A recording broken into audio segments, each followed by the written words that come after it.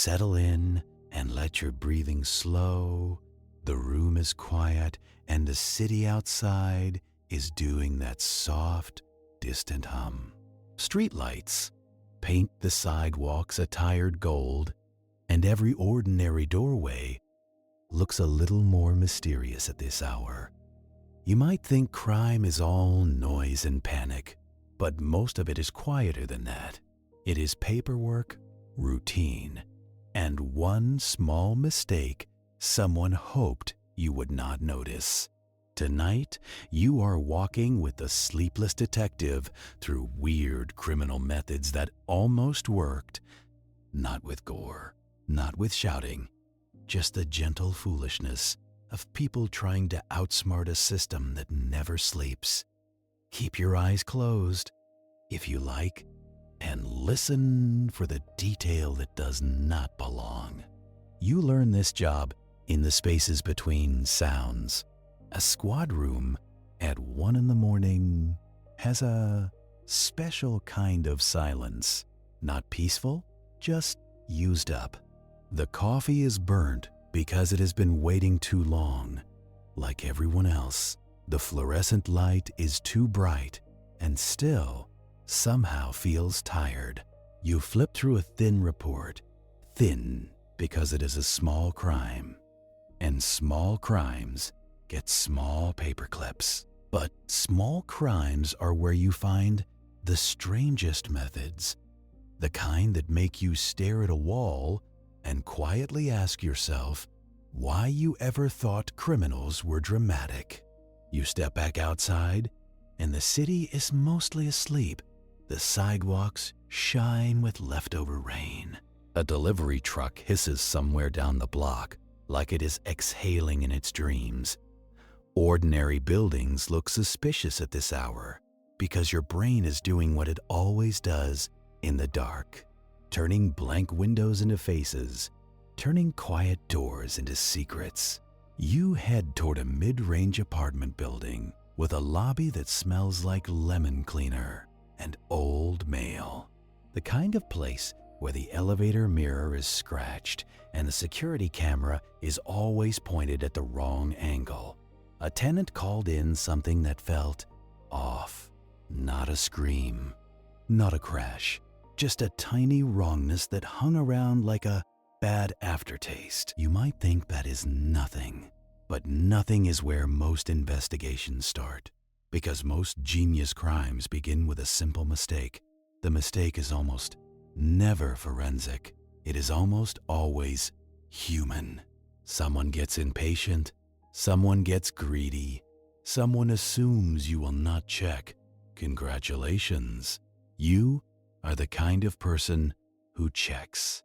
The call tonight is about a door, a hallway door on the 4th floor with a clean brass number and a cheap deadbolt. The tenant says it was open when it should have been closed. That is all. No missing television, no smashed drawers, just open. And in this line of work, an open door is not a door problem. It is a people problem. You stand in that hallway, listening to the building breathe. Pipes click softly. A distant air conditioner rattles like it is trying to remember its purpose. You look at the doorframe first because you do not believe in magic. No splintering, no gouges, no panic damage. The lock looks fine, which is exactly what makes your skin itch. If this were a movie, you would find a masked stranger behind the shower curtain. In real life, you find something worse for your nerves, something polite, a crime that used manners as a weapon. On the floor by the threshold, there is a paper slip, folded, neat, like someone left a little apology. You pick it up with a gloved hand and read the first line, maintenance inspection. Please remain available. Not an official logo, not a real phone number, just words that sound official enough. to make people behave. That is where tonight's tour begins, in the gentle world of criminals who borrow authority the way a bored kid borrows a parent's coat. Because if you can make someone feel awkward, you can make them do almost anything. You walk back down the stairs, slow, letting the building smells change floor by floor. On the ground level, the mailboxes sit in a grid like metal teeth.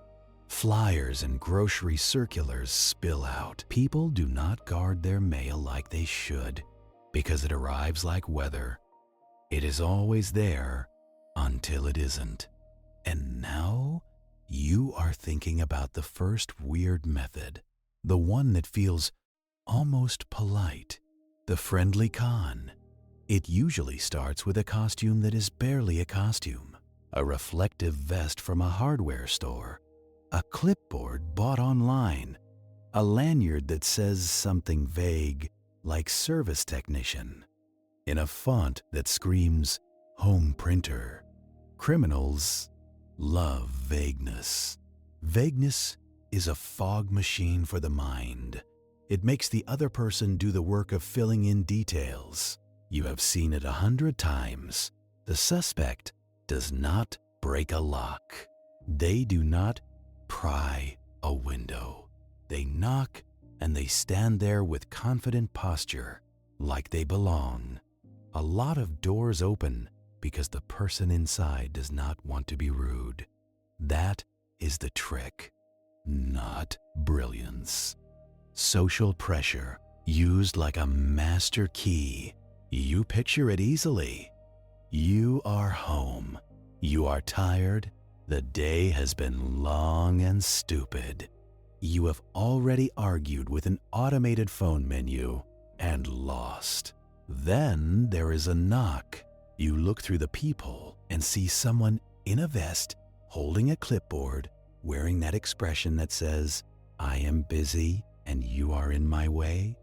They say, "There is an inspection." They say, "It will only take a minute." They say they need to check the water meter, the smoke detector, the vents, the thermostat. They say words that sound like building words, and you do not want to be the person who makes a scene in the hallway. You do not want to call the manager and be wrong. You do not want to be the paranoid neighbor. So you unlock the deadbolt. Congratulations! You have just handed them the scene. The most successful cons are not built on fear. They are built on your desire to keep life smooth. The con artist is not always charming. Sometimes they are just brisk, like a nurse in a hurry, like a delivery driver who has already decided you will sign. You have read enough reports to know the small props that sell it.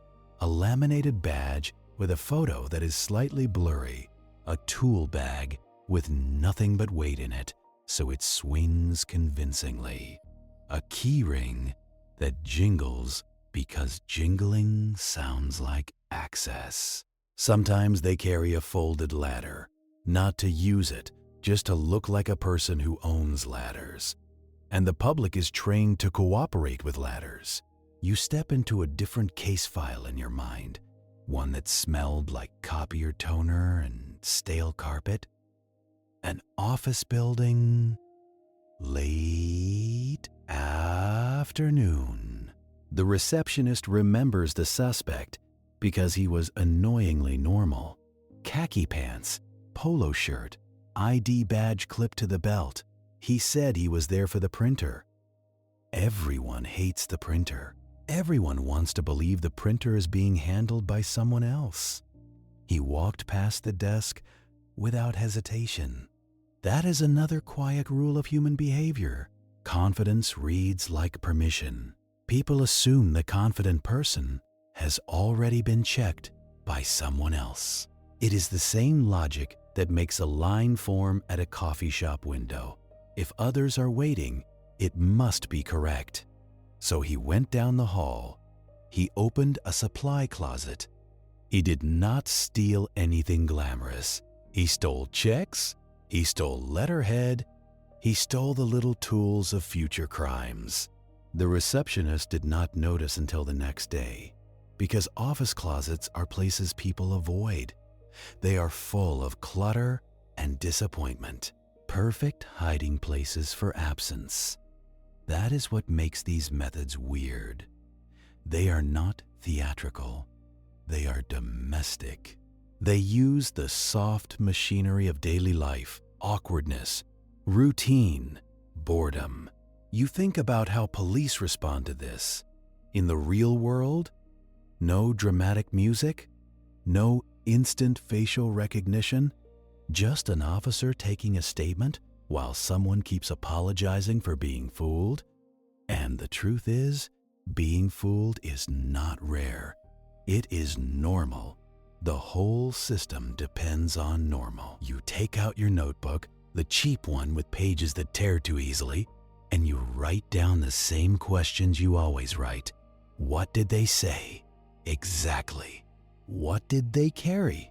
What did their badge look like? Did you hear a name? Did they touch anything? Or just glance? Because the only way to fight a con is to make it specific. Cons live on fuzziness. Investigation is the opposite, turning fog into edges. You also know the other side of this method, the one criminals love even more. Borrowed authority does not always mean pretending to be maintenance. Sometimes it is pretending to be you. A suspect shows up at a bank with a story that sounds reasonable because it is built out of pieces of your life, your workplace, your birthday, your address, the name of your dog because you posted it once without thinking. And the teller is not a villain. The teller is just tired. The teller has a line of people and a policy manual and a headache. So the suspect smiles gently and says, "I forgot my card." They say, "My phone died." They say, "I'm traveling. It's been a nightmare." And the teller thinks, this could happen to anyone. And maybe it can. That is why it works. The friendly con is not a punch. It is a nudge. And you learn to look for the tiny fracture in the polite mask. A wrong logo, a badge without a last name, a uniform that is clean in a way uniforms never are, shoes that do not match the job, a tool bag with no dust, a reflective vest with no wear. Criminals always forget the boring details. They think the costume does the work. They do not realize the world is full of people who have actually done the job they are pretending to do. People who know how a real technician complains. People who know the smell of real work. People who notice when someone's hands are too soft for a life of carrying ladders. So you let the building hallway fade and you keep walking through the night with your thoughts. Because that is what this job becomes. A long walk through other people's decisions. And once you have seen how a clipboard can open a door, you are ready for the next kind of trick. Calmer, slower, and even more likely to slip past tired eyes. Because it does not need a face at all. It just needs paper. You step into the slow world of forms and signatures, where crime moves at the pace of mail, steady, unquestioned. Like a mild drizzle, you stop noticing until you are soaked. Paper crimes are strange because they do not feel like crimes while they are happening. They feel like errands.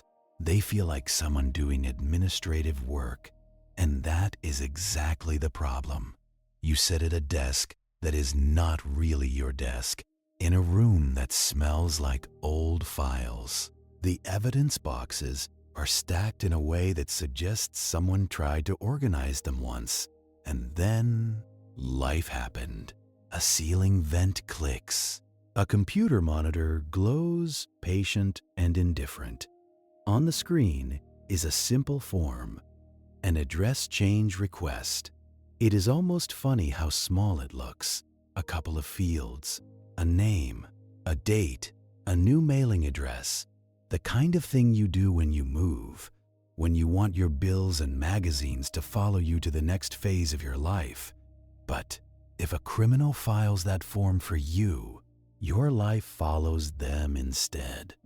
Not your body, not your face, just your paper shadow, your replacement card, your statements, your tax document, your medical bill, all the little pieces of you that institutions rely on, because institutions are built for volume, not intimacy. The first time you see a case like this, you think it will be solved quickly. It is paperwork after all. There should be a trail. And there is a trail. That is the cruel part. The trail just runs through places that do not have time to look at it. You read the statements. The victim, a normal person with a normal job, says they stopped getting mail. At first it felt like a relief. Less clutter, less junk. They did not worry until a collection notice arrived somewhere else. A late fee for something they did not buy. Then the phone calls. They spend hours on hold, listening to soft music that sounds like it was composed by someone who never met a human being. They repeat their name. They repeat their address. They repeat the last 4 digits of numbers they should not have to remember. And the criminal? The criminal is not doing anything dramatic. They are sitting somewhere with a pile of envelopes, opening them like a person opening birthday cards. They are skimming. They are learning. They are building a better version of the victim's identity than the victim can access, because the victim is too busy being alive. That is the quiet lie of paper. It makes the victim do labor. You look at another kind of paper method, fake invoices. This one is almost tender in its laziness. A small business receives an invoice that looks close enough. The company name is right. The font is familiar. The total amount is not outrageous. It is just under the threshold that triggers extra approval. That is not an accident. That is the whole strategy. The invoice is for something boring: office cleaning, printer service, waste removal, website hosting. Things that are real expenses in the world. Things that do not have a single obvious owner inside the company. So the invoice goes into the stack. And the stack gets processed by someone whose job is to process stacks.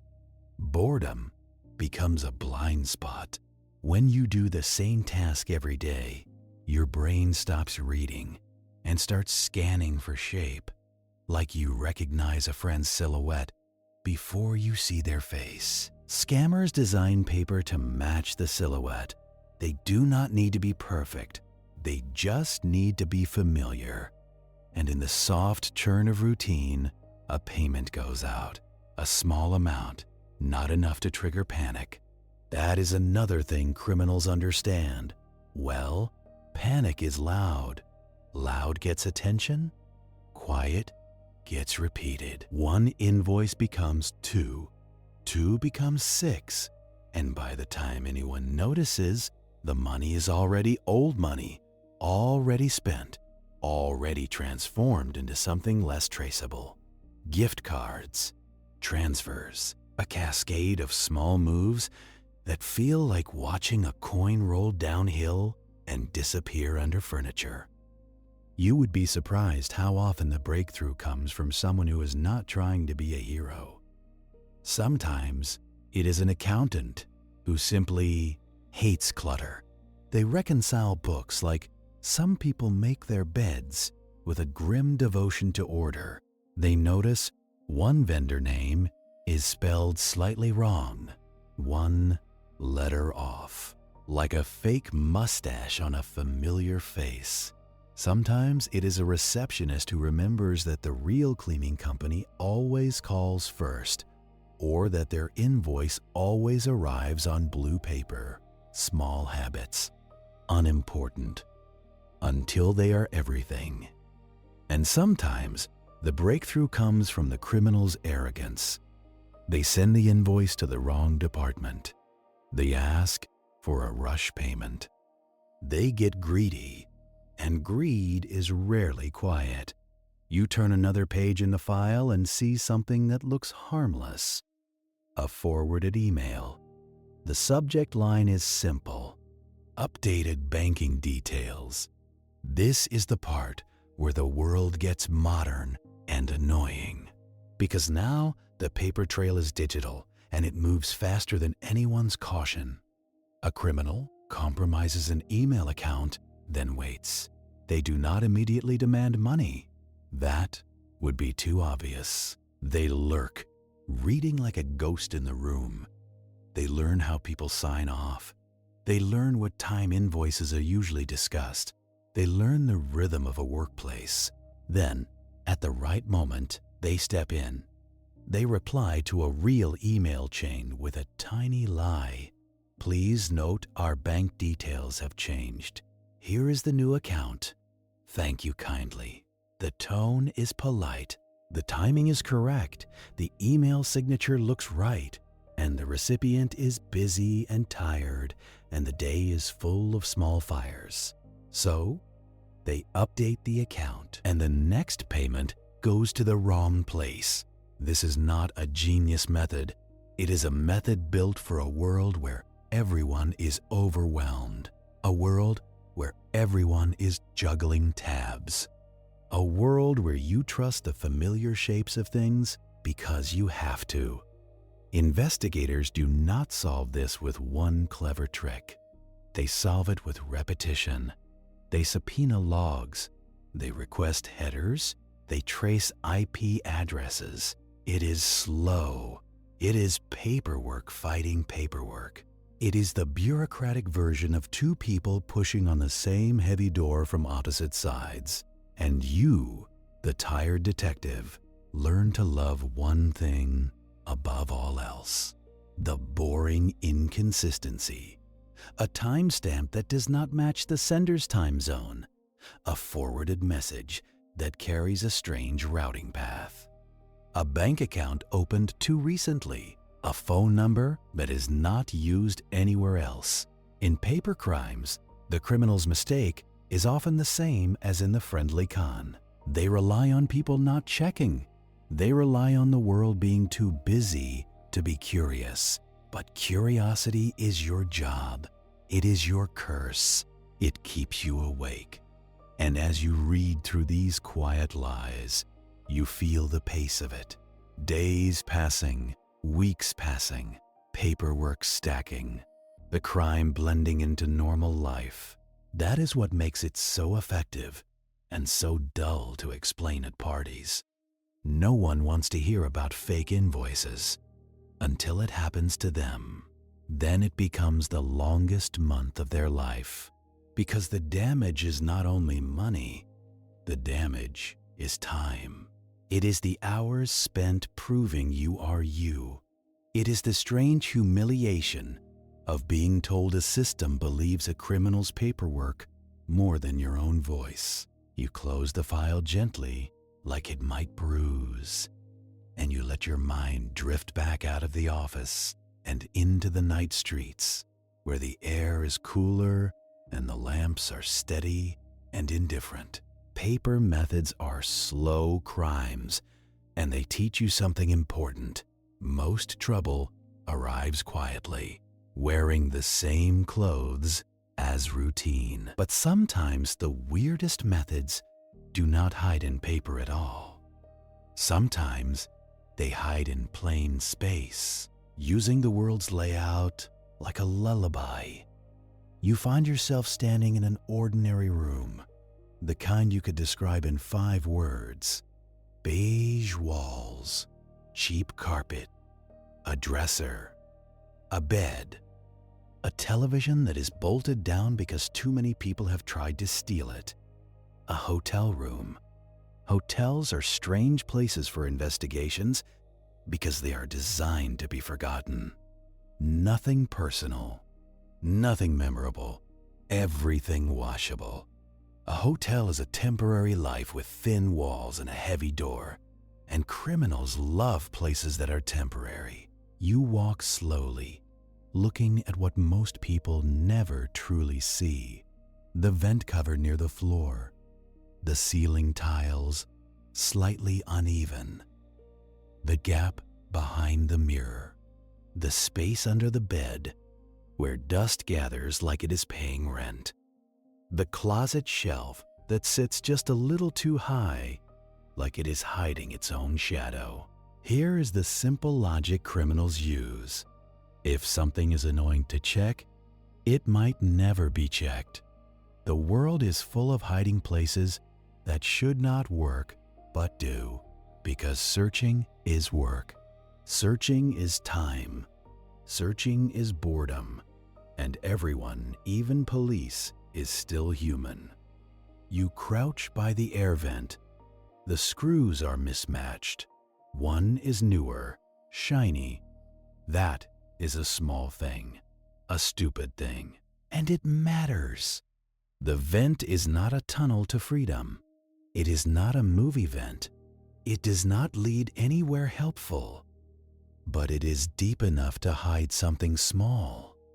Cash, jewelry, a phone, a flash drive, a key. You slide the cover off, and the air smells like metal and old dust. Inside, tucked in the corner, is a plastic bag, tied neatly, like a lunch someone packed with care. People always think hiding is about cleverness.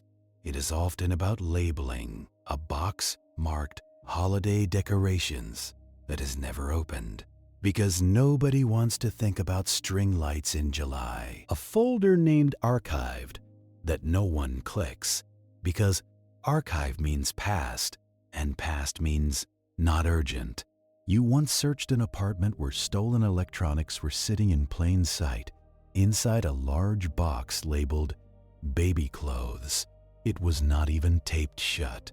It was just socially protected. Nobody wants to dig through baby clothes. The label is a fence. That is what makes these hiding places weird. They are not secret compartments with springs. They are basic avoidance, weaponized. Behind a mirror is another classic, because mirrors are annoying to remove. They are heavy. They break. They require effort.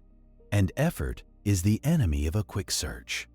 Inside a box labeled taxes, under a pile of old manuals, in a kitchen canister marked flour, because no one expects a criminal to touch flour unless they are making pancakes. Sometimes the hiding place is not even inside the room. It is in the building's shared spaces, where responsibility is foggy. Storage lockers in basements, drop ceilings in hallways, a crawl space entrance behind a stack of maintenance supplies, a utility closet that is always left unlocked because someone needs access and everyone assumes someone else is watching it. You learn quickly that police searches are human. They have limited time, limited staff, limited warrants. You cannot tear a building down because you feel like it. You have to justify every intrusion, every broken lock, every disturbed space. And criminals count on that. They count on the pressure to move on. They count on the fact that a search team gets tired. Eyes miss things when they are tired. Hands become less curious. People start looking for the big, obvious hiding place, not the small, stubborn one. So you train yourself to love the annoying details. A screw that is too shiny, a patch of dust that is too clean, a rug corner that is slightly lifted as if it has been kicked aside many times, A closet shelf with scuff marks from something being slid in and out. A smell that does not belong, like fresh paint in an old room or chemical cleaner in a space that is supposed to be ignored. Congratulations! You have noticed the world is full of things people do not want to touch, and criminals love what people avoid. You stand again and look at the room as a whole. You do not rush. The room tries to look normal, and that is the point. A good hiding place does not scream, it whispers. It blends into the background noise of life. And as you take in that quiet geometry, vents, tiles, gaps, shadows, you start to see the pattern. These methods almost work because they lean on laziness. Not evil, just the gentle human habit of not checking the corner, not lifting the lid, not looking behind the thing that might fall. But when hiding is not enough, when space cannot protect them forever, criminals try something softer. They stop changing the space. They change the story. And that is where the night gets slippery. Because the next method is made of time, and time is always willing to be misunderstood. Time tricks do not announce themselves. They arrive the way a wrinkle arrives in a shirt you just ironed. Quietly, and by the time you notice, it is already there, insisting it has always belonged. You stand in a place that smells like disinfectant and old carpet glue, a small interview room with a table that has seen too many elbows. The clock on the wall ticks a little too loud because the room has nothing else to do. Across from you sits someone with a clean story. They offer it with the calm confidence of a person reading from a menu. They tell you where they were. They tell you who they spoke to. They tell you what they ate. They even tell you the exact time, which is always a little suspicious because real memory does not come with timestamps. Real memory comes in smudges and feelings and wrong guesses. You think you are looking at an alibi. You are really looking at a small performance. The trick is not to build a lie from nothing. It is to build it from things that can be checked. A real place, a real receipt, a real phone call. Then you let the listener do the rest. People love to fill in blanks, especially when filling in blanks means they can stop thinking. And criminals? Well, criminals count on that. They count on the soft parts of time, the parts that bend. You learn early on that timelines are like freshly made beds. They look smooth until you lift the sheet. Underneath is always something crumpled, a sock, a receipt, a truth someone tried to hide by making things neat. The first-time trick is almost embarrassingly simple. Arrive early, not for the crime, for the memory. You show up somewhere public, somewhere ordinary, and you make sure somebody sees you. A gas station, a convenience store, a diner that smells like grease that has lived too long. You buy something small, a coffee, a pack of gum, a scratch ticket you do not even scratch. You do it because humans remember the shape of a moment, not the details. The cashier will not recall your eye color, but they might recall that you were polite, or that you wore a work jacket, or that you complained about the weather. A tiny interaction planted like a flag. Later, when questions come, you point to that flag and say, "I was there," and somebody nods because it feels true.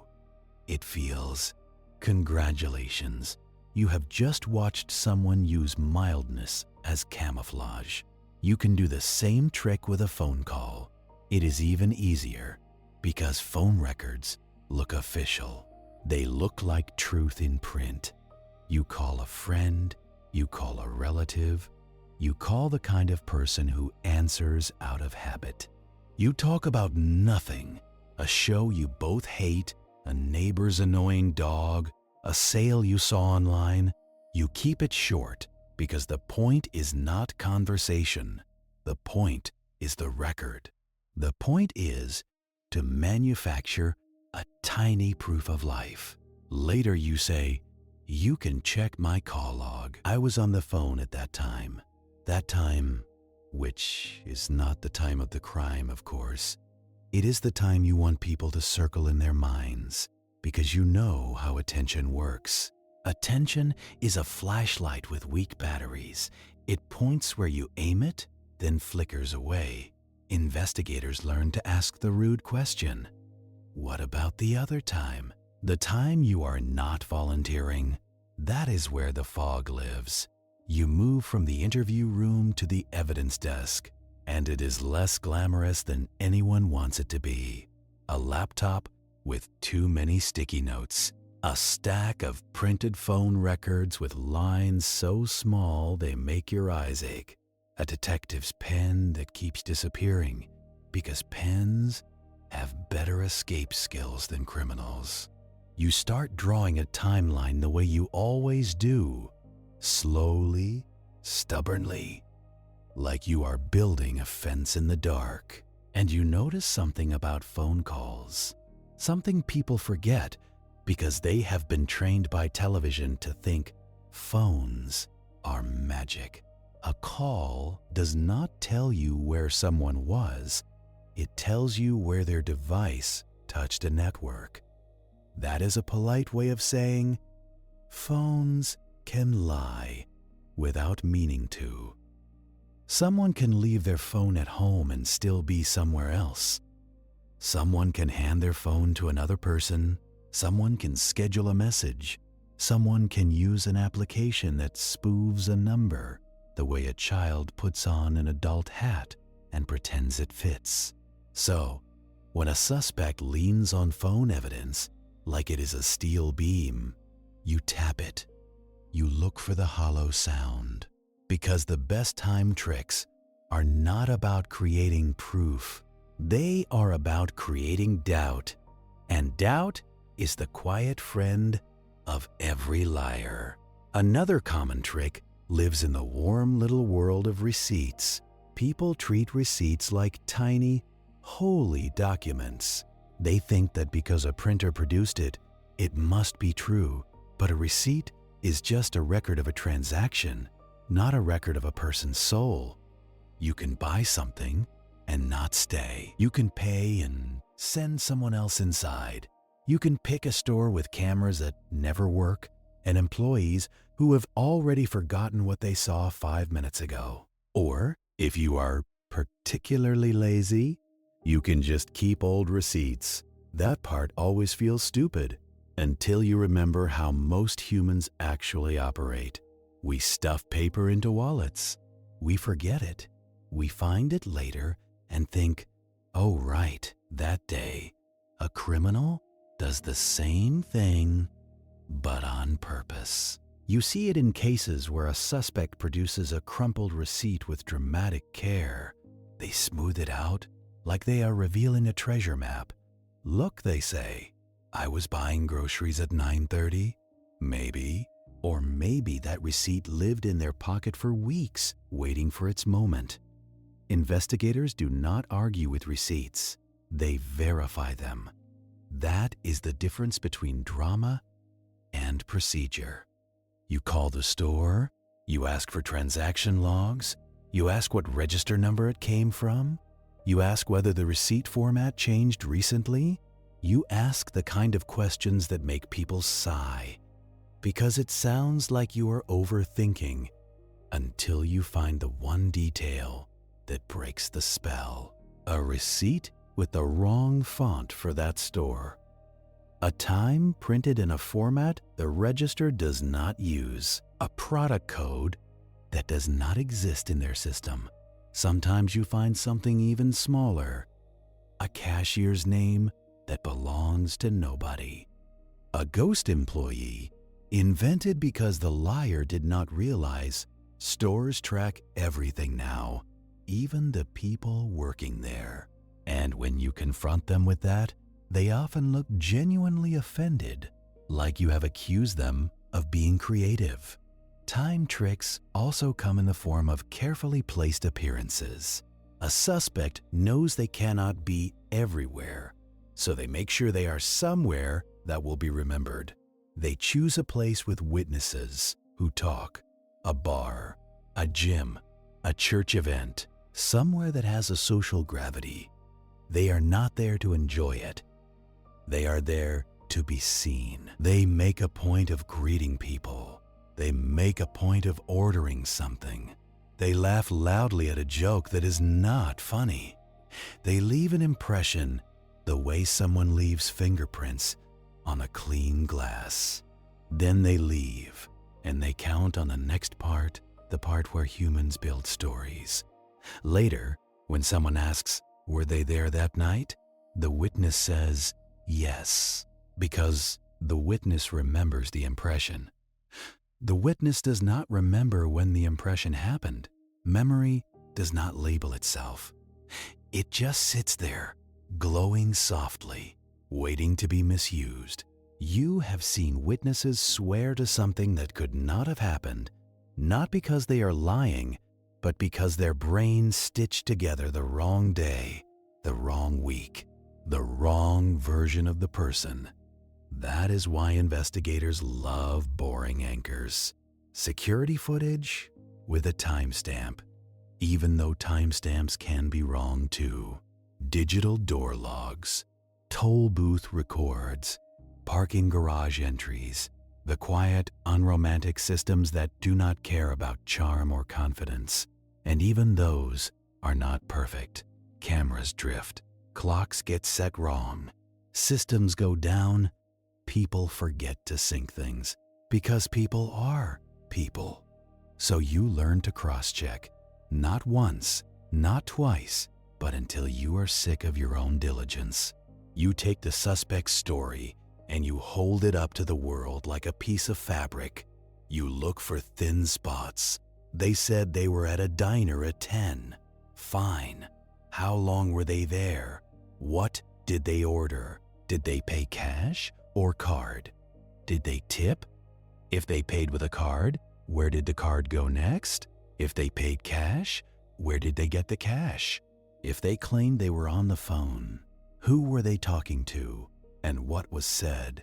Not because the content matters, but because real conversations have texture. They have interruptions.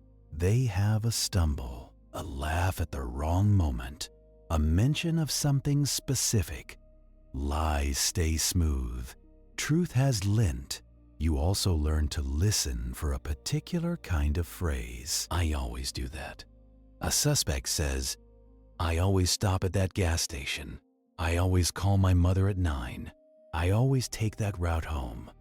Always is a comforting word. Always sounds like routine. Routine sounds like innocence. But always is also a hiding place because it asks you to stop asking questions. If they always do it, why do they remember this specific time so clearly? Congratulations, you have just found the seam. Now, none of this is about genius. Not really. The weirdness comes from how little it takes. A criminal does not have to invent a whole movie plot. They just have to push a few memories out of alignment, like shifting a picture frame a half inch on a wall. Most people will walk by for weeks and never notice the tilt, because most people are not trained to look. You are trained to look, but even you get tired. That is part of the method too. Time tricks wear you down. They make you chase minutes. They make you argue with clocks. They send you down rabbit holes that end in nothing but an employee shrugging and saying, "Sorry, the footage overwrites after 7 days." You sit there with cold coffee and a headache, and you think about how crime is not always violence. Sometimes crime is just someone weaponizing everyone else's limited attention. And because this is the kind of work that punishes certainty, you learn to be suspicious of things that fit too well. An alibi that accounts for every minute is not impressive. It is unnatural. Real life does not account for every minute. Real life has dead space. Real life has forgotten stops. Real life has moments where you stare at the fridge and do not remember why you opened it. So when a suspect offers you a timeline with no dead space, you mark that as a kind of dead space itself, a different kind, the kind a person built. There is another time trick that feels almost gentle, and it is the easiest to overlook because it feels like politeness. The suspect helps. They volunteer information.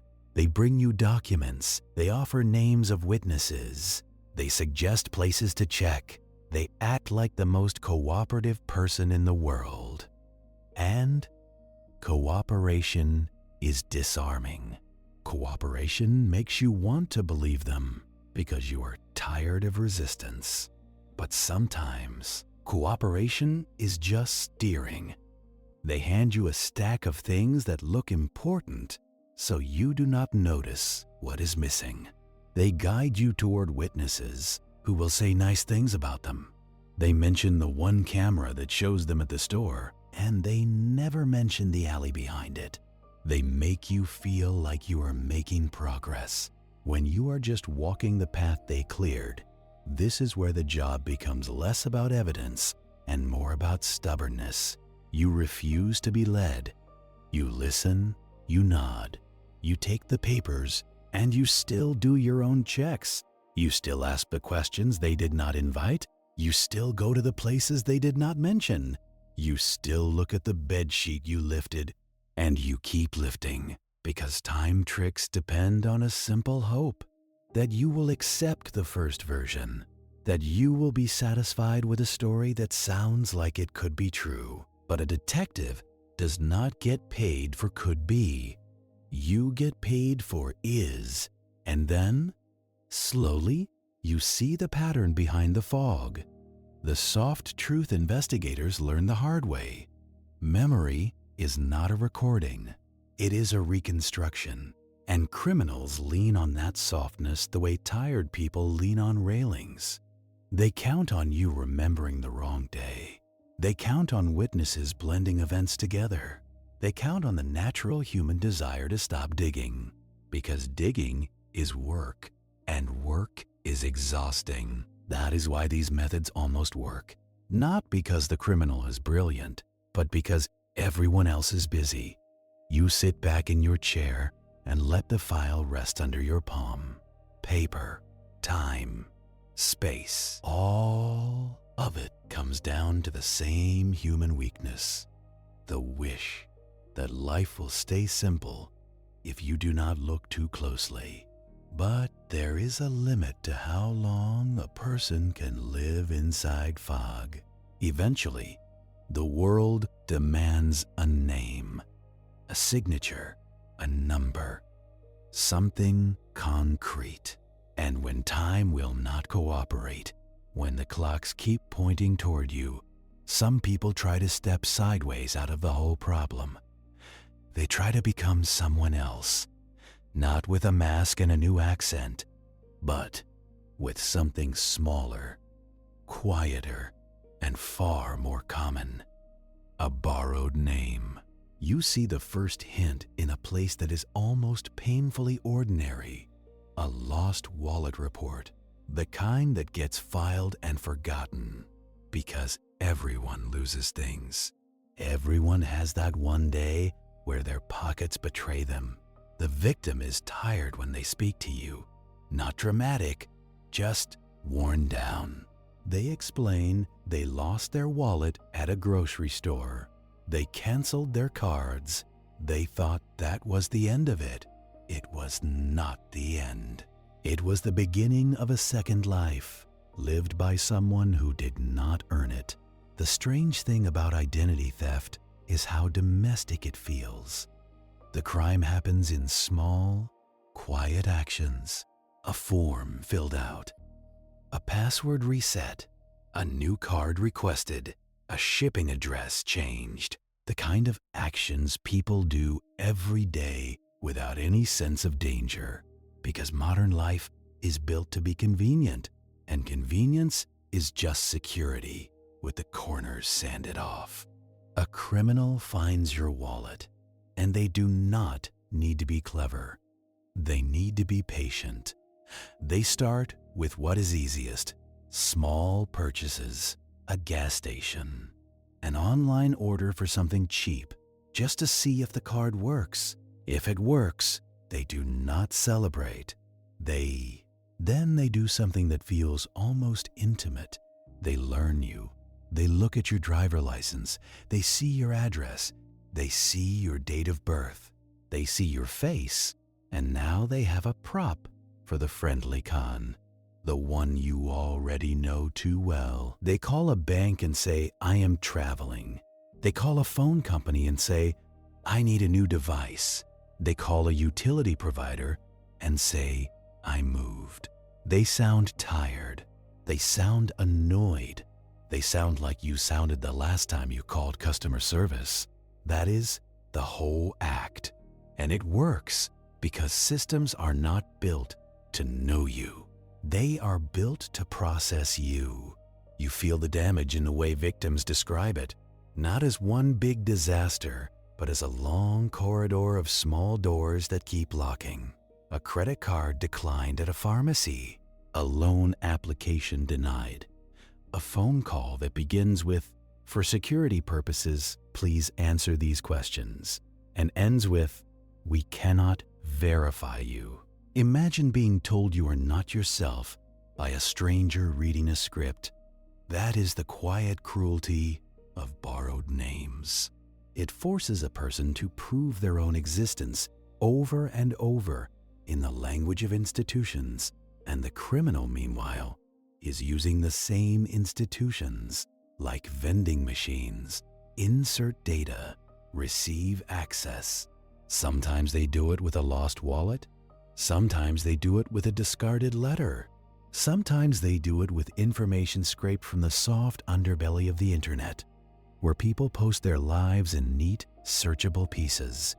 Your birthday, your pet's name, your favorite team, your first car, your mother's maiden name, which is not a secret. It is just a tradition people keep treating like a password. You can feel the boredom of it, and that boredom is part of why it works, because nobody wants to believe something this tedious can ruin their month. But it can. And when you, the detective, go looking for the thief, you are not chasing a shadow in an alley. You are chasing a set of transactions. You request account opening records. You look at shipping addresses. You look at the pattern of purchases, because patterns are often more honest than faces. Criminals have habits. They buy the same kinds of things. They ship to the same neighborhoods. They use the same drop locations, because convenience is not just a weakness in victims. It is a weakness in criminals too. They get lazy.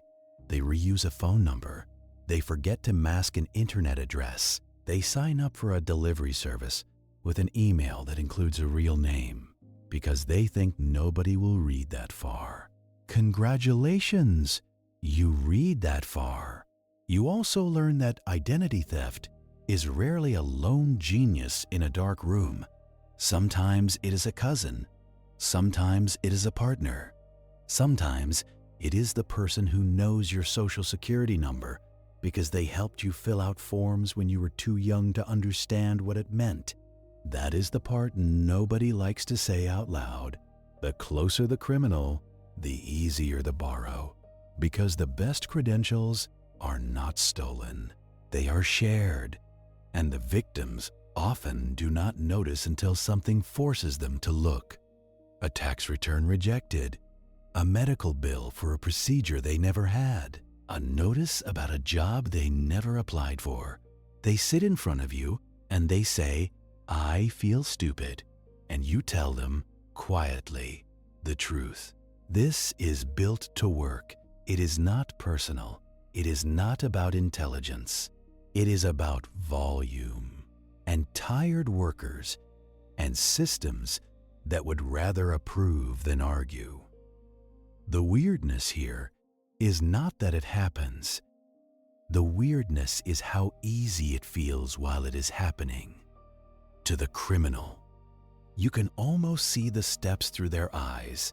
A phone left unattended on a bar counter, screen still lit, a quick glance, a quick photograph of a code, an application opened, a payment app with a balance, a list of contacts.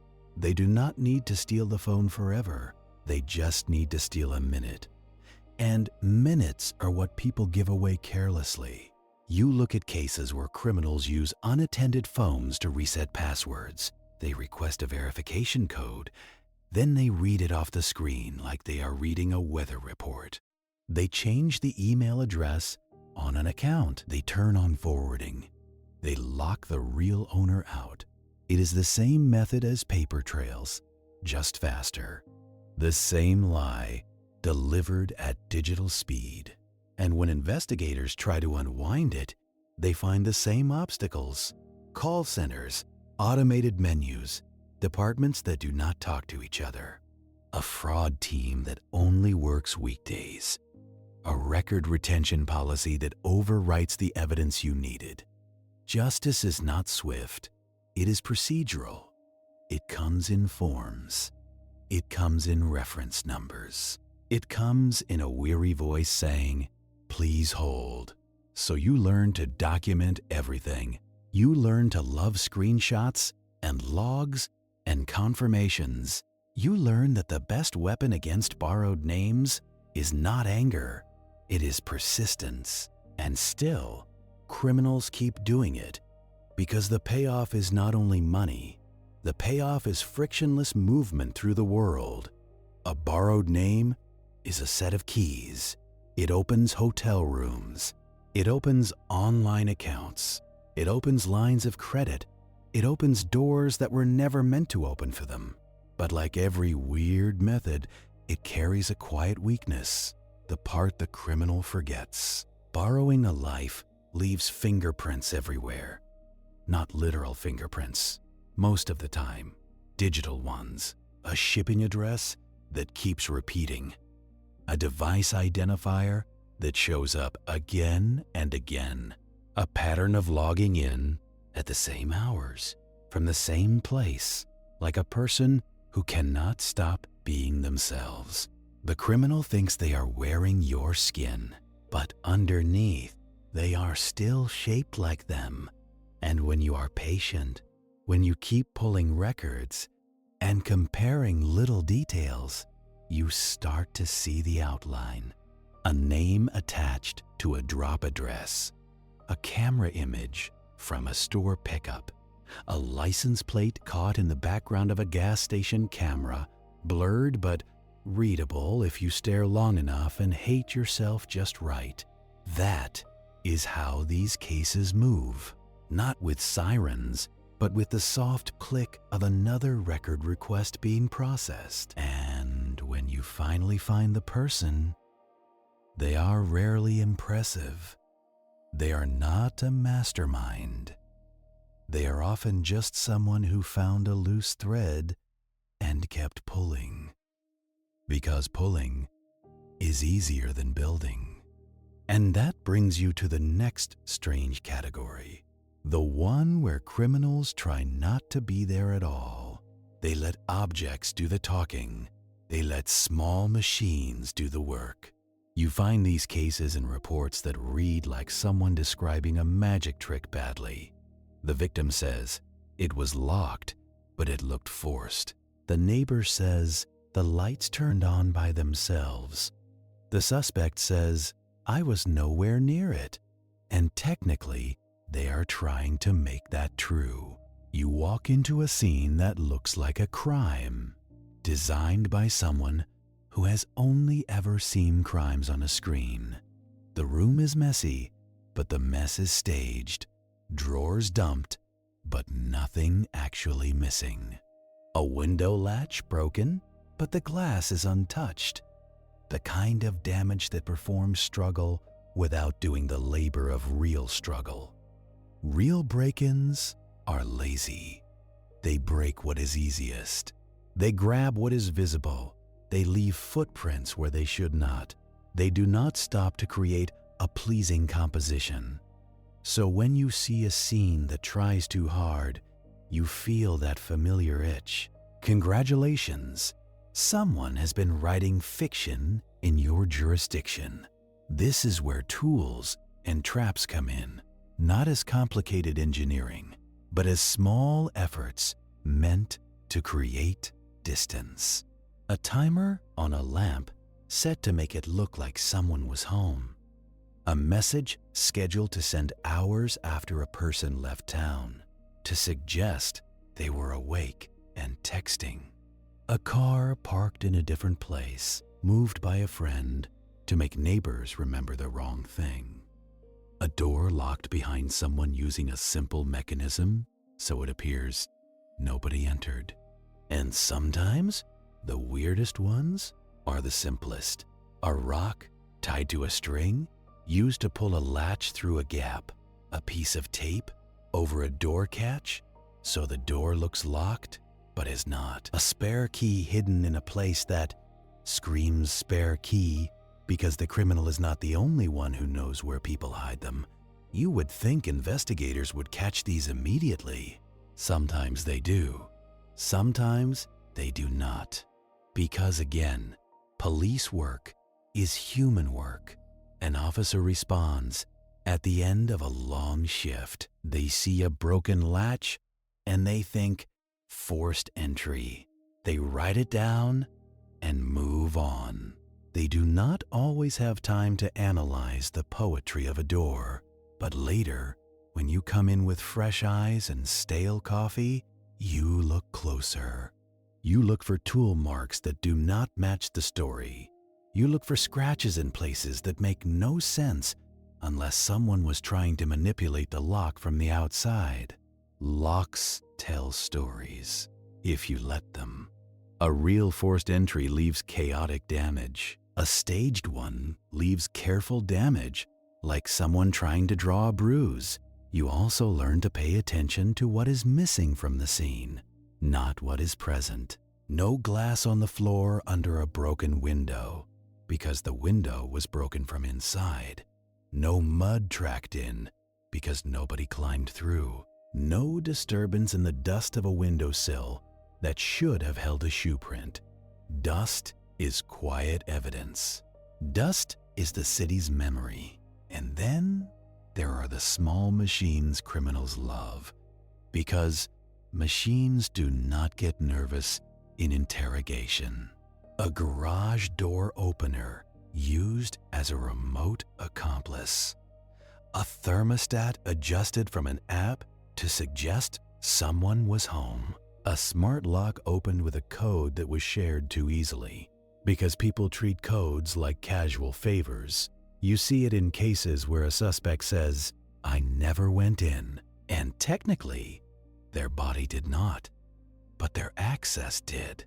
Their code did. Their device did.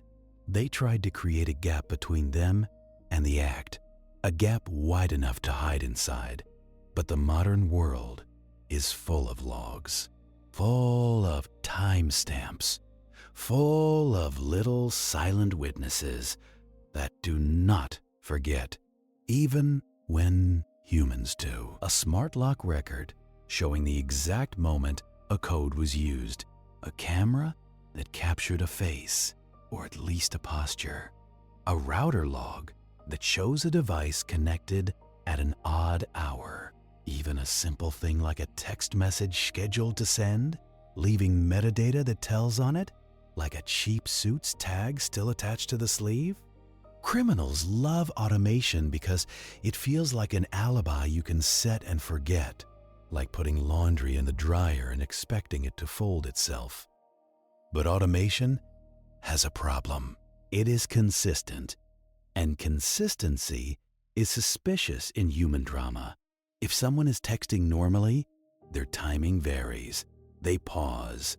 They respond too fast sometimes, too slow other times.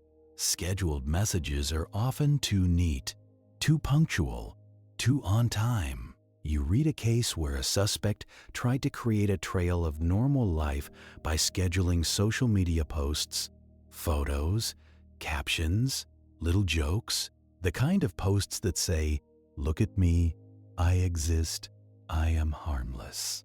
But the posts went up at the exact same minute each day, like clockwork. Congratulations, you have discovered that the criminal's alibi is a robot. And sometimes, tools are used not to create an alibi, but to create a trap. Not the dramatic kind, the quiet kind. A person wants to make it look like their property was vandalized, so they can claim insurance. So they damage it themselves, but they try to make the damage look random. They scratch a car in a straight line that no key ever naturally makes. They break a window, but the shards fall wrong. They set a small fire, but the burn pattern is too tidy, because real fires are greedy and chaotic. Investigators look for what does not match natural laziness. If someone is truly breaking in, they do not pause to be artistic. They do not choose symmetrical damage. They do not create an even distribution of chaos. Staged scenes often have a strange cleanliness to them, the cleanliness of a person trying to control a story. Control is always the giveaway, because real life is not controlled. That is what makes it frightening, and that is what makes it honest. You keep following this thread because tools lead naturally to systems, and systems are where criminals really like to nap. Rules, routines, policies, handoffs, places where nobody feels responsible, because responsibility is spread thin like cheap butter. And once you have seen how objects can lie for a person, it becomes easier to understand the next trick, letting the system do the hiding. You drift through a place that runs on habit, and habit is a kind of camouflage. You are standing in a hotel lobby that smells like carpet shampoo and exhausted citrus. The night clerk is behind a counter that has seen too many elbows, too many half explanations, too many credit cards slid forward like apologies. A television murmurs quietly in the corner, nobody watching. The doors whoosh open and shut, letting in little breaths of cold air from the street. You think a hotel is a building full of rooms. It is really a building full of handoffs, one shift to the next, one guest to the next, one credit card authorization to the next, one housekeeper cleaning a life away so the next life can pretend it was never there. And if you are trying to hide, you could do worse than hiding inside a routine that is already busy forgetting. The weird method here is not a gadget, not a disguise. It is using rules the way other people use shadows. You walk toward the elevator bank and you watch a man in a ball cap stride past the desk without slowing. He does not make eye contact. He does not look guilty. He looks mildly irritated, like the building is inconveniencing him by existing. The clerk does not stop him, because the clerk has already made 100 small decisions tonight, and this one does not feel urgent. The man has the right posture, the right pace, the right air of "I belong here," and you are the one who is interrupting. Congratulations. You have just seen how access works in the real world, not by force, by assumption.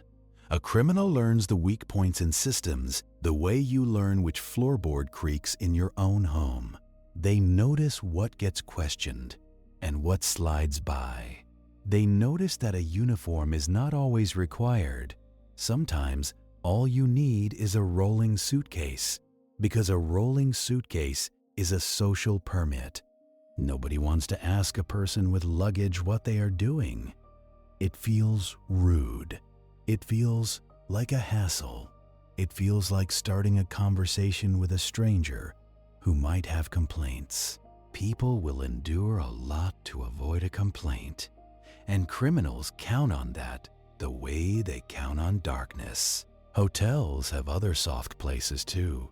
Breakfast rooms in the morning where anyone can walk in and take food because no one wants to be the person who polices muffins. Business centers with printers because printing is boring and boredom is permission. Side doors that open with a key card and close behind you without a sound. A criminal only needs one door to fail politely. You have seen cases where someone tailgates into a restricted area, following close behind a real guest, smiling, holding a phone to their ear like they are busy. The guest holds the door because they are a decent person. The guest thinks it is just being nice. Later, the guest finds their car window smashed in the garage or their laptop missing from their room. And they say, but the door was secured. Sure, secured by manners.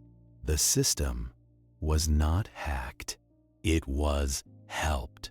And when you start explaining this to people, you can hear them pushing back in their own minds. They want the world to be solid. They want doors to mean something. They want policies to be a shield. But policies are just sentences. Sentences need humans to enforce them. And humans are always half thinking about something else. You slide into a different kind of building, a shipping counter, late afternoon, when everyone's voice is slightly tighter, slightly done with the day. The counter worker has a scale, a label printer, and a line that never ends. Boxes stack up like cardboard skyscrapers, each one a little mystery wrapped in tape. Shipping is another place criminals love because shipping is built for speed. Nobody opens your package to check if your story is true. They check if the barcode scans. They check if the address exists. They check if you paid. A criminal can exploit that with a calm little trick, misdirection through routine. They ship stolen goods to what looks like a normal address, but is really a drop, a vacant rental, a friend's porch, a mailbox rental, paid in cash, a house where the owner is on vacation, and the criminal knows because the owner posted beach photos with the kind of enthusiasm that screams, "Nobody is home." Then the criminal shows up before the owner does. They catch the delivery like a person catching a bus. And the delivery driver does not think twice because the delivery driver has already delivered too many boxes to care who smiles at them. The driver's job is to remove packages from a truck, not solve puzzles. The driver is not a villain. The driver is tired. So the system does what it was designed to do. It moves objects quickly, without curiosity. That is what criminals buy when they exploit the system. They buy other people's lack of time. You step into a parking garage, the kind that hums under fluorescent lights. The air smells like warm concrete and old exhaust. The security camera is there, of course, mounted high, blinking a patient little red light. And the sign at the entrance says, "The management is not responsible for theft." A sign is not security. It is a shrug in font. Garages are another favorite because they are full of blurred responsibility. The garage belongs to the building. The building belongs to the owner. The owner hired a security company. The security company is contracted through another company. The cameras are maintained by a vendor who comes by next month. And in the middle of all those handoffs, A car gets broken into. A catalytic converter gets stolen in minutes with the kind of efficiency that tells you the thief has done this before and will do it again. Not because they are brilliant, because the system around them is slow.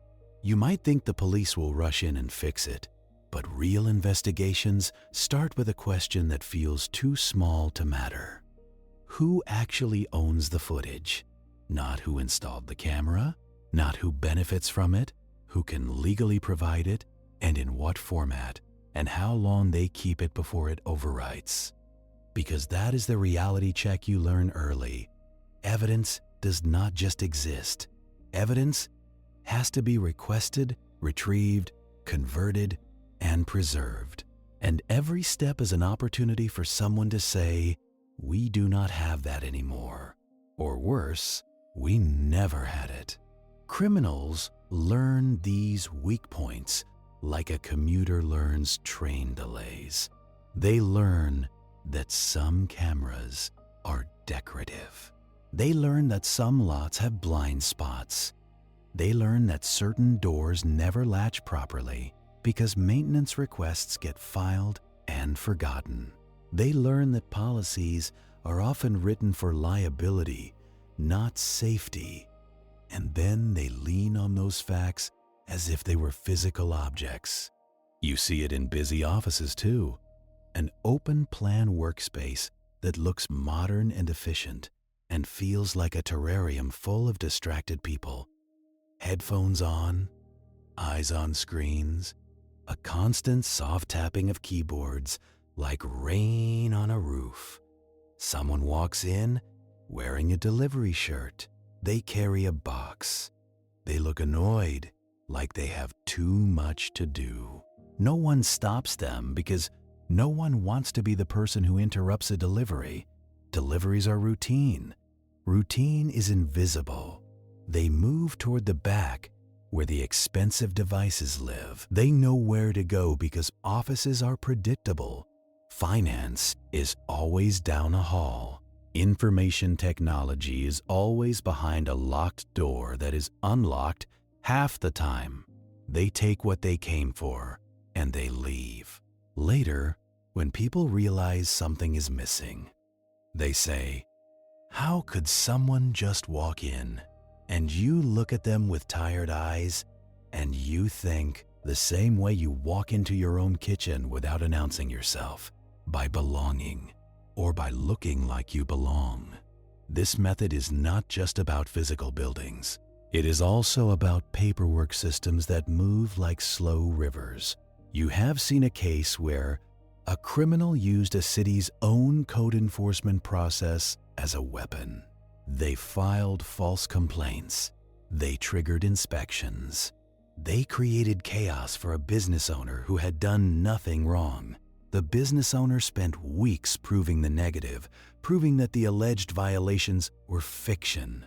And while the owner was distracted, other things happened. Inventory went missing, contracts slipped, a competitor took advantage. That is another strange thing about hiding inside the system. You can harm someone without ever touching them by making them wrestle bureaucracy. A system is a machine that eats time. If you can control the machine, you can control someone's life. You sit with that thought as you follow another thread, one that shows up in a lot of modern fraud, chargebacks, returns, policy exploitation. A criminal orders a real item online. They receive it. Then they file a complaint. They say it arrived damaged or never arrived at all. The company, eager to keep a customer happy and avoid a dispute, refunds the money. Sometimes they do not even ask for the item back. Or they ask, but the return process is so chaotic that a box can be sent full of junk and still be processed because the warehouse worker is scanning barcodes, not evaluating morality. If the scammer is bold, they do it repeatedly. Small amounts, different accounts, different addresses, always just below the level that triggers a serious review. Not genius, just persistence and a good understanding of corporate fatigue. You learn quickly that corporations get tired too, not emotionally, exactly, but procedurally. They are built on automation and averages. They cannot treat every transaction like a crime scene. They have to assume most customers are honest, or the whole machine stops. That assumption is a door. Criminals slip through it. And when you investigate these cases, you become a translator between worlds. You talk to victims who are furious, and you talk to company representatives who are polite and exhausted. You learn the vocabulary of fraud departments. You learn what evidence they keep, what they discard, what they can share, what they cannot. You learn that sometimes the reason a case is hard is not because the criminal is clever, but because the system is not designed to pursue small losses. $1,000 lost from one person is a disaster. $1,000 lost from a corporation might be Tuesday. So criminals do what criminals always do. They look for Tuesday. You move from the hotel to the office, to the shipping counter, to the parking garage, and you notice the same pattern everywhere. Default settings, doors that assume trust, policies that assume good faith, handoffs that assume the next person is paying attention. Now, a system can be exploited in gentler ways too, the kind that feels almost quaint. Think about libraries. A library at night is a sanctuary, quiet air, the soft smell of paper and dust, the hum of fluorescent lights above rows of books that have survived a lot of human nonsense. Libraries run on trust, more than people admit. You borrow, you return, you pay small fines when you forget. A criminal can exploit that trust with something as simple as identity borrowing. They use another person's name to check out materials, then disappear. Not because they need books, because they need an address on record. They need a card. They need a proof of belonging. Sometimes they use that record to support another lie, a lie in another system. Because systems talk, even when they are not supposed to. And you, looking at the case afterward, see how it ripples. A library card leads to a piece of mail. A piece of mail leads to a bank verification. A bank verification leads to an account. An account leads to purchases. Purchases lead to a drop address. A drop address leads to a face on a doorbell camera. It is never one thing. It is always a chain. The criminal hides in the chain, counting on you to get bored halfway through. But boredom is where you live, so you keep following. And still, the reality check remains. Systems move slowly. Even when you spot the trick, you have to wait for paperwork. You have to wait for records. You have to wait for the person who knows how to pull the logs, and that person is on vacation. You learn to hate the phrase, "We will get back to you." You learn to hear it like thunder far away. Meanwhile, the criminal keeps moving, because criminals adore momentum. They do not like to stop. Stopping means thinking. Thinking means guilt. They prefer the constant forward motion of doing the next small thing. And that forward motion is exactly what eventually catches them. Not immediately. Not dramatically. Because the system is slow, but it is also patient. It stores. It logs. It archives. It forgets the human details, but it remembers the numbers. And numbers have a way of adding up. You find yourself back in the evidence room of modern life. Not a dusty locker, but a screen full of quiet little entries. Swipe logs, door access, receipt times, shipment tracking, license plate reader hits, 1,000 tiny witnesses, each one too small to matter alone. Together, they form a net, not a fast net, not a glamorous net, a slow one. And this is where the chase starts to look nothing like a movie and exactly like work. You sit at your desk under tired lights and you do the most unromantic thing imaginable. You compare. You compare names on invoices, you compare addresses on shipments, you compare the spelling of a company name across documents, you compare the time zones on emails, you compare the angle of a signature, because humans sign the same way, even when they are pretending to be someone else. You live in the repetition, and the repetition slowly gives you a gift. The gift is the one detail that does not fit. It might be a hotel keycard log. A suspect claims they were nowhere near a room. Fine. But the log shows their card used at 2:12 in the morning. They say someone must have stolen their card. That is possible. It happens. But then you check the elevator camera. It is grainy. It is always grainy because life is a prank. Still, you see a shape, a person in a ball cap. The same posture you have learned to recognize, the posture of someone who believes they are invisible. You freeze the frame. You zoom in. You hate yourself for how long you stare. And there it is, a small detail, a logo on a jacket, a rare sports team, a patch that only a few people wear in this city. It is not proof. Not yet. It is just a direction. Congratulations. You have found your first thread. Then you do what police work really is. You pull it. You look for other footage with that jacket. You ask other hotels if they have seen the same person. You talk to security guards who have seen everything and remember almost nothing until you mention the patch. And then one of them says, "Yeah, that guy. He was always hanging around. Always." That word again. Always is where patterns live. So you build a pattern. You notice that a string of package thefts happen near hotels that use the same parking garage contractor. You notice that the same email address shows up in 2 different refund fraud complaints because the criminal reused it out of laziness. You notice that the same drop address appears as a shipping destination for different stolen card purchases because criminals love convenience too. They want a system to exploit, but they also want their own life to be easy.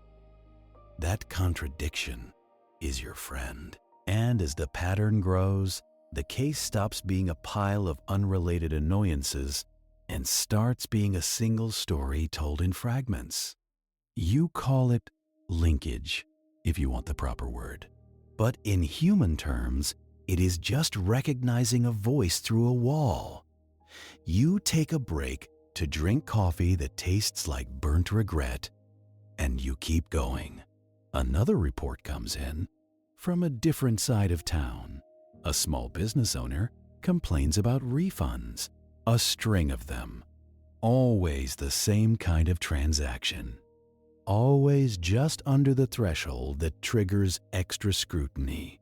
The owner is not a detective. The owner just knows their own numbers, the way you know your own footsteps. You ask for the transaction logs. You read them slowly. You see something you have seen before, an email used for notifications. It is similar to the one in the other case, not identical, similar. A criminal thought changing one number in the address would make it invisible.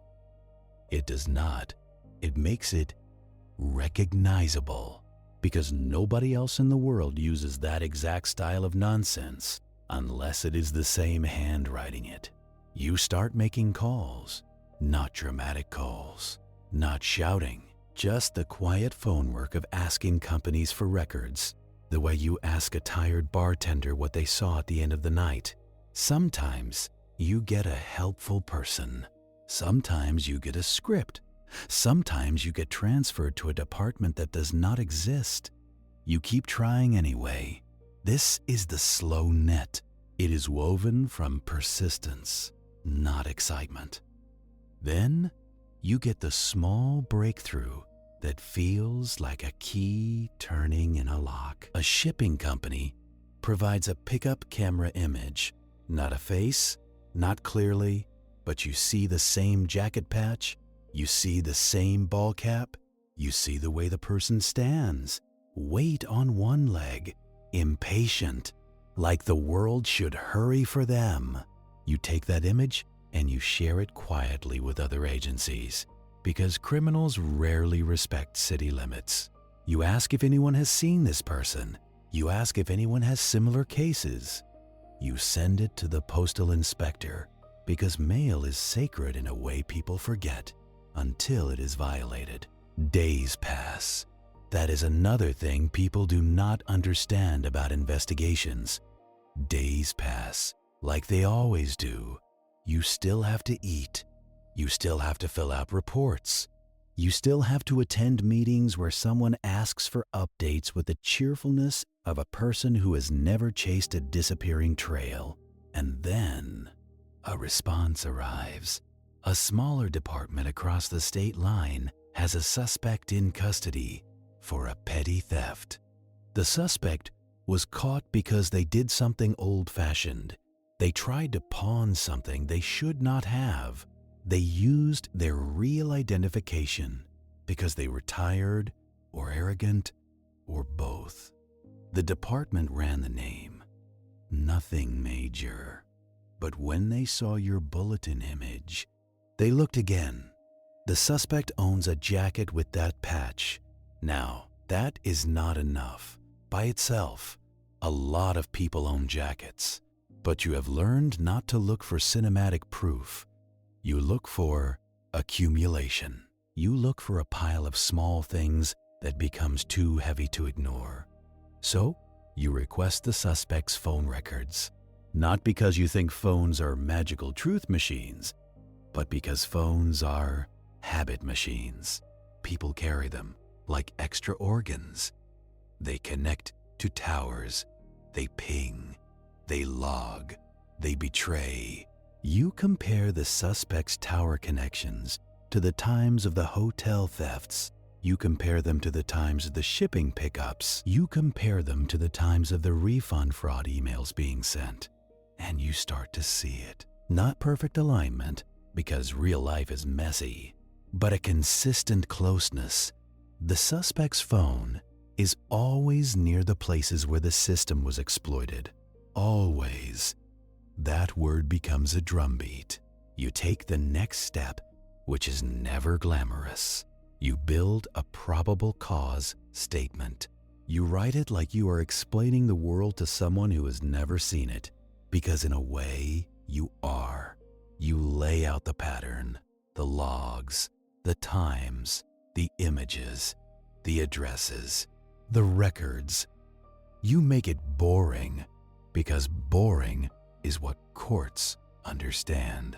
Then you wait for a judge to sign it, because justice is a bureaucratic animal, and you cannot rush it without it biting you later. When the warrant comes back, you move quietly, not with a cavalry, with a few tired people and a plan. You search the suspect's home, and now you are back where this whole night started, with space, with hiding places, with labels, a closet full of boxes, a drawer full of papers, a kitchen counter with the usual clutter of a life pretending to be normal. This is where criminals often fail in the dumbest way. They keep souvenirs, not sentimental ones necessarily, practical ones. Stolen credit cards, shipping labels, receipts, packaging. Items that could be sold later, but sit for now, because the criminal is lazy. And the next scam is always more exciting than finishing the last one. You open a box labeled old cables. Inside are phones, too many phones, some powered off, some missing batteries, some with small stickers on them, like a person trying to organize their lies. Congratulations, you have found a hardware store for identity. In another box, you find printed emails, banking details, refund confirmations, shipping notices, a stack of paper that looks like boredom and is actually a map, and that is the strange comfort of the slow net. In the end, the criminal is not undone by one brilliant detective moment. They are undone by their own need to keep the machine of their scam running, and the machine leaves parts everywhere. Now, not every case ends with a neat search like that. Sometimes the criminal disappears. Sometimes the company refuses to cooperate until it is too late. Sometimes the suspect is a rotating cast of people using the same method, like a bad play performed by different actors. And sometimes the case breaks open because someone cannot keep their mouth shut. A friend hears boasting. A coworker hears a strange story. A partner notices new purchases with no explanation. People are loyal until they are annoyed. Annoyance is a powerful truth serum. So you learn to respect the smallest witness, the neighbor who noticed someone entering the building without a key, the delivery driver who remembers a face because it had the wrong kind of confidence, the night clerk who finally admits, yeah, that guy was here a lot. You build your case the way you build anything durable, one small piece at a time. That is how odd crimes get caught. Not quickly, not loudly. Gradually, you keep moving through this part of the work because the net is not just about catching one person. It is about learning the shape of the methods so you can recognize them faster next time. You start making a list in your head of what ends scams again and again. Not heroics, not genius, just friction. A bank that calls back on a known number instead of trusting an email. A business that requires 2 approvals for vendor changes.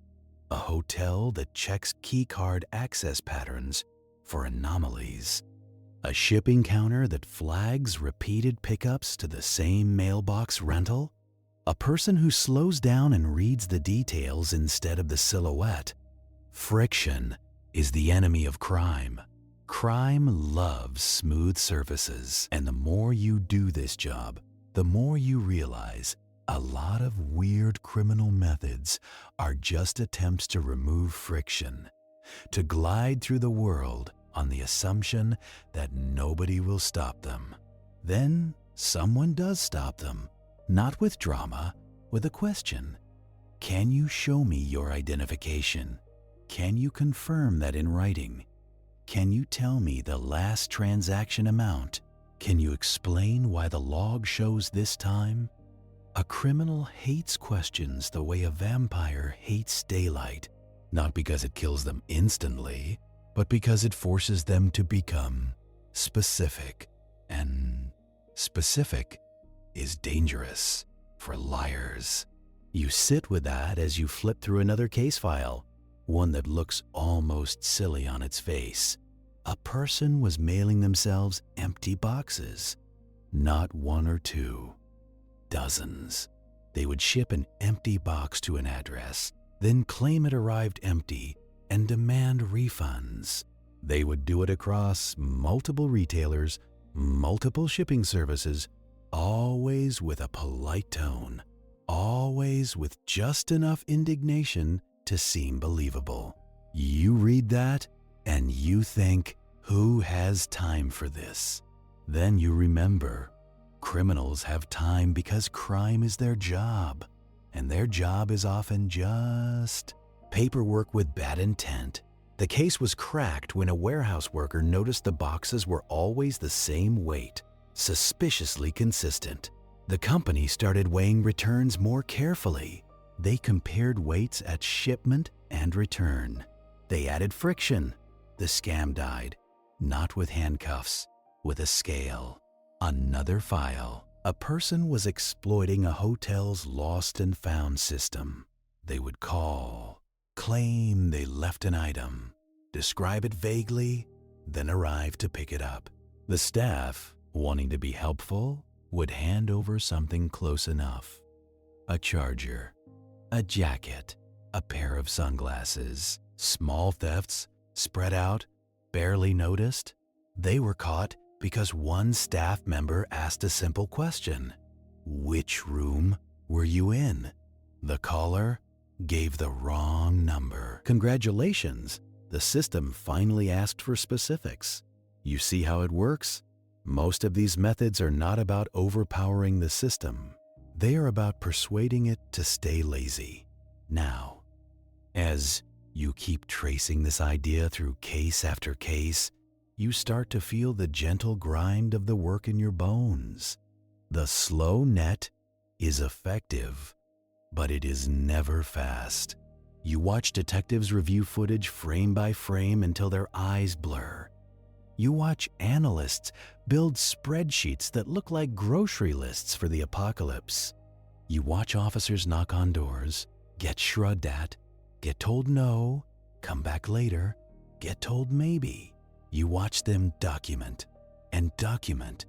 Then, one day, a tiny inconsistency surfaces, like a bubble in a pond. A suspect claimed they did not know a victim, but their phone has the victim's contact saved under a nickname. A suspect claimed they never visited a building, but their car's license plate was captured at the entrance 3 times. A suspect claimed they never used a certain email, but the password reset link was opened from their home internet. The slow net tightens, not all at once, just enough to make running harder. And this is where the human part comes back in, the part that always sits underneath method and procedure. You see suspects fold, not because they feel remorse, but because the world becomes inconvenient. The questions keep coming, the evidence keeps existing, the lies require upkeep, and upkeep is exhausting. A person can maintain a lie for a day. For a week, it starts to cost them sleep. For a year, it becomes a second job. And most criminals are not built for long-term discipline. That is the same laziness you saw in staged scenes and sloppy disguises and reused email addresses. They want a shortcut. Eventually, the shortcut loops back and meets them.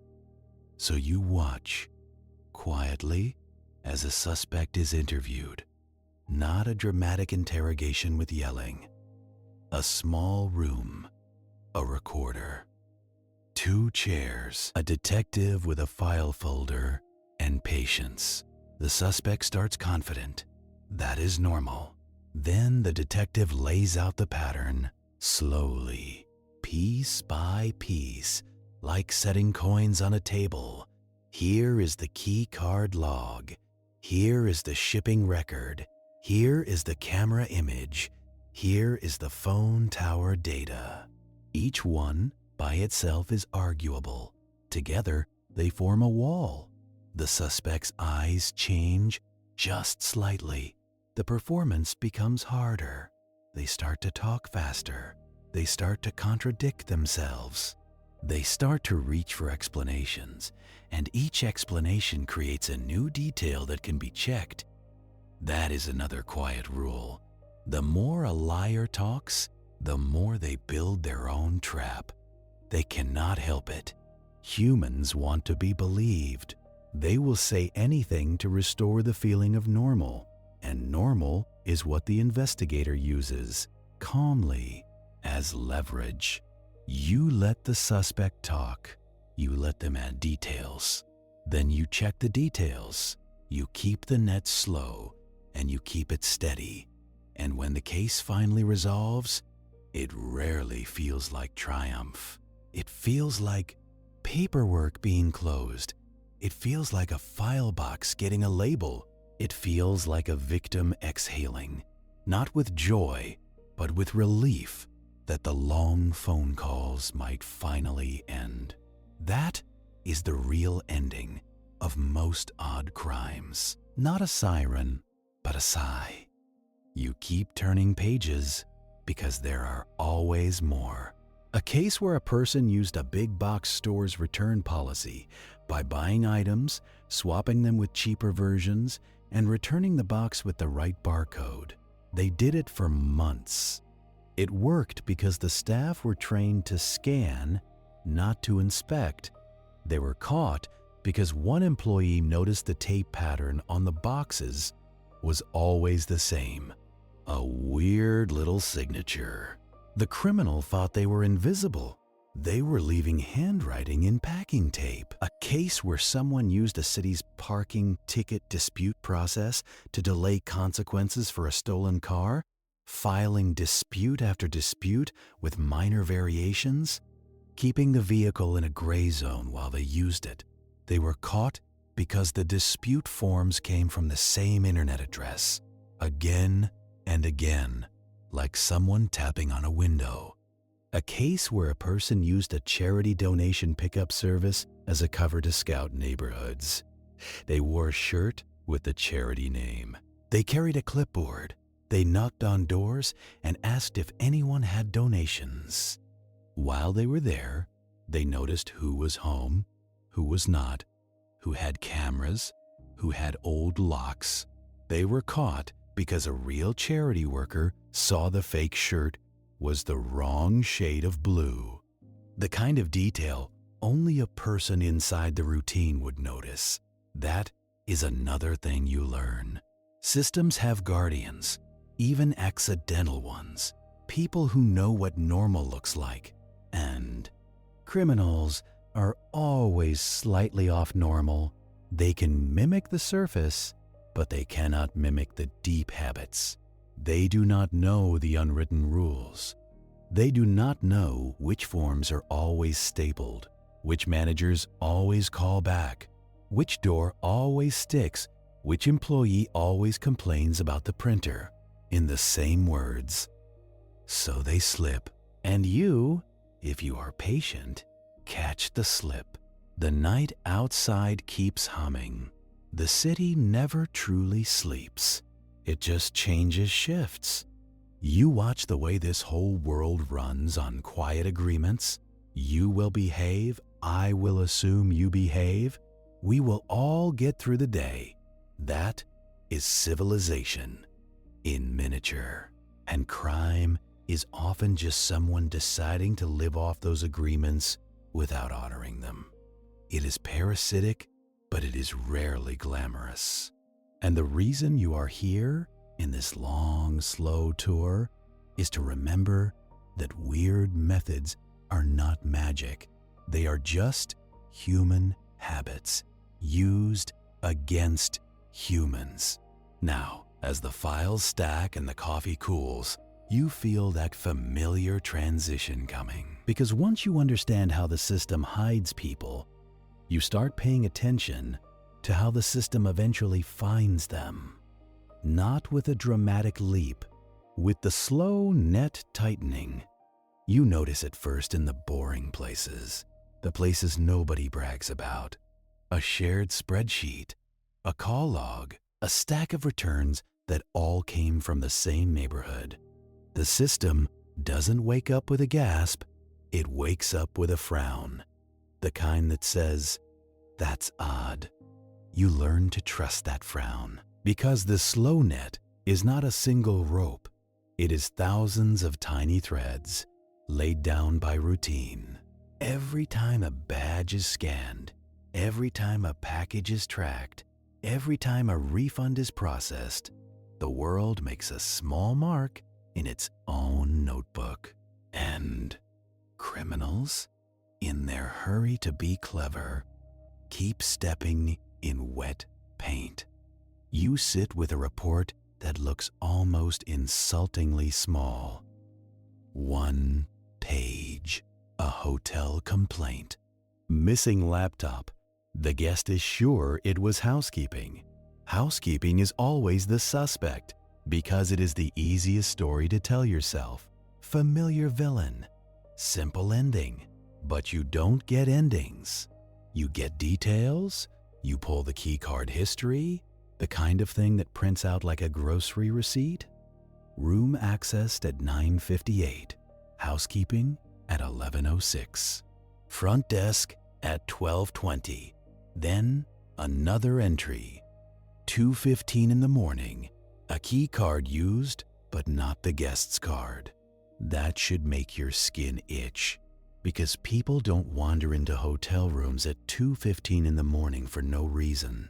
Not polite people. Only people with a plan, or people with a very specific kind of mess. The night clerk swears it was quiet. They didn't see anyone. And that's believable because hotel lobbies are built for forgetting. You ask to see the camera angle near the elevators. The footage looks like it was filmed through a damp tissue. Still, you watch.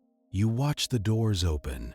You watch a shape step out. You watch a head tilt, like someone checking if the world is looking back. Then the shape moves down the hall, and the camera loses them. Not proof. Not yet. Just a thread. You find another thread in a different place? A shipping label, printed at a kiosk. The kiosk camera captures hands, not a face. The hands are bare, no gloves. That's always comforting. In the same way a loose railing is comforting, it means somebody didn't think this through.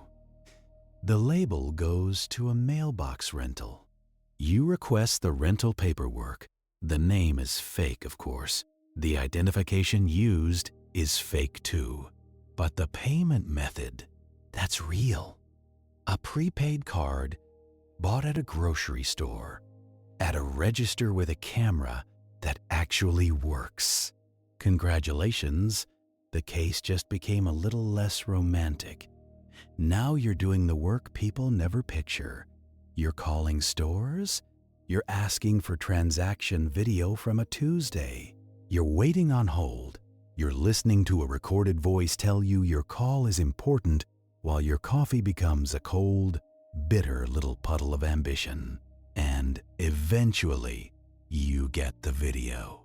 It's not cinematic. It's a person in a hoodie buying a prepaid card like they're buying cough drops. They don't look dangerous. They look bored. They look like someone who would complain about traffic. Most criminals do. You compare the posture to the hotel camera posture. It's not science fiction. It's pattern recognition. The same weight on one leg. The same slight impatience. The same habit of keeping the head down when passing cameras, but not down enough to be suspicious. They think they're subtle. They're just consistent. So you pull more footage, more logs, more small dull truths. You find a parking garage entry or a license plate reader caught a plate half obscured by dirt. You enhance it the way everyone thinks you can until you remember you can't enhance reality. You can only stare at it longer. But staring longer sometimes works. You run partial plate searches. You compare likely matches to vehicle descriptions in other reports. You find a car registered to someone with a stack of minor arrests, the kind that never make the news. Petty theft, fraud, nothing glamorous. Just a life made of small shortcuts. Then, you do the oldest move in policing. You wait, because the slow net is also time, and time is patient. You put out a quiet notice. You tell patrol to keep an eye out. You tell another agency across the county line. You let the system do what it does best. Remember without emotion. And one night, A patrol officer stops the car for something stupid. A broken taillight, a rolling stop, the kind of traffic violation that feels like nothing until it becomes everything. The driver is calm, too calm. They hand over identification quickly, like they've practiced. The officer runs the name, and it comes back clean. Of course it does.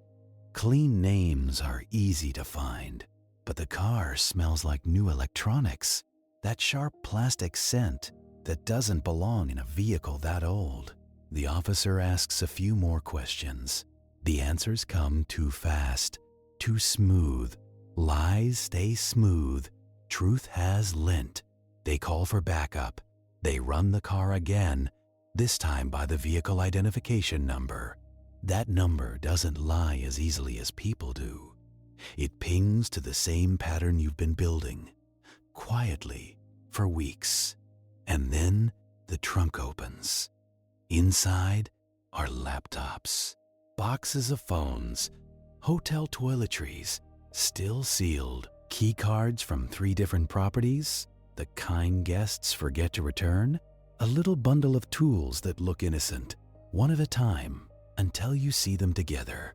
A thin plastic shim, a small screwdriver, a stack of blank labels, a roll of tape, nothing dramatic, just a toolkit for being a nuisance. That's how odd crimes end most days. Not with a chase, not with a speech, with a trunk that tells the truth when a mouth won't. Later, you sit in the interview room again with the same too loud clock. The suspect tries the old methods. They try fog. They try polite indignation. They try to act like you're wasting their time. But you don't argue. You lay the coins on the table. Keycard logs, timestamps, shipping records, camera stills, license plate hits, the prepaid card purchase.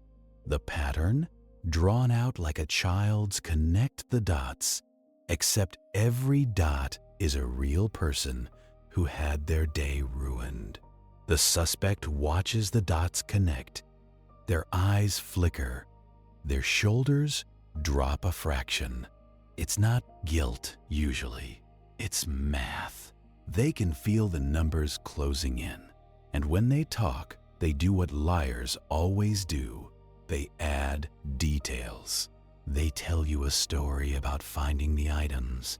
They tell you a story about a friend who asked them to hold things. They tell you a story about being misunderstood. Each story is a gift because each story creates something you can check. You nod, you write it down, you check it later.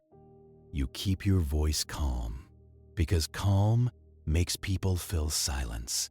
Silence makes people reach for words. Words make more threads. Threads make the net. It's never one heroic moment. It's a long, sleepy grind. It's 1,000 little confirmations. The truth doesn't kick the door down. It walks in with a clipboard, and it asks for a signature. Now you let that settle because you've earned the right to stop pushing the case forward. The file gets closed, slowly, like a book you're tired of rereading. Evidence gets logged. Property gets returned. Sometimes it doesn't. Sometimes the victim gets their laptop back, and sometimes they just get the comfort of knowing where it went. That's justice, in real proportions. Not perfect, not cinematic, just the world correcting itself, one form at a time. And when you look back over all these weird methods, you see the same gentle lesson underneath them. People aren't as careful as they imagine. Criminals aren't as clever as they pretend. Everyone is mostly tired, mostly distracted, mostly hoping the day will go smoothly if they don't look too closely. The good news is, friction works. Basic habits work. A lock that actually latches. A package delivered to a pickup point instead of a porch. Two-factor verification turned on, even if it's annoying. A bank call back to a known number. A business that requires a second approval for payment changes. A hotel that doesn't let anyone follow behind a guest like they're part of the luggage. Small acts of mild paranoia applied politely. You don't have to live in fear. Most danger is rare, and most criminals are lazy. They go where it's easy. They pick the door that opens. They pick the account that doesn't ask questions. They pick the person who wants to avoid awkwardness. So you become a person who tolerates a little awkwardness. You ask, "Who are you here with?" You ask, "Can I see your identification?" You ask, "Can you email that request again from the official address?" You ask, "What room number was that?" You ask, and you watch what happens next, because honest people answer and move on. Liars get offended. They always get offended. Congratulations, you just learned the oldest tale in the book. Still, even with all that, some questions stay open. Some cases don't wrap neatly. Some thefts vanish into resale markets. Some identity scams spiral across too many accounts, too many jurisdictions, too many tired customer service voices reading scripts. And you learn to live with that, the unfinished edge of the world. You go home anyway. You hang your coat anyway. You wash your hands, even when you didn't touch anything. You stand by a window and look down at the street, and the street looks harmless again, the way it always does from above. The city keeps breathing in the dark. A truck hisses at a red light. A distant door closes. Somewhere, a printer spits out another form that nobody will read carefully. Somewhere, another small mistake is already being made, the kind that starts a whole story without meaning to. And you, stubborn and sleepless, keep listening for the sound that doesn't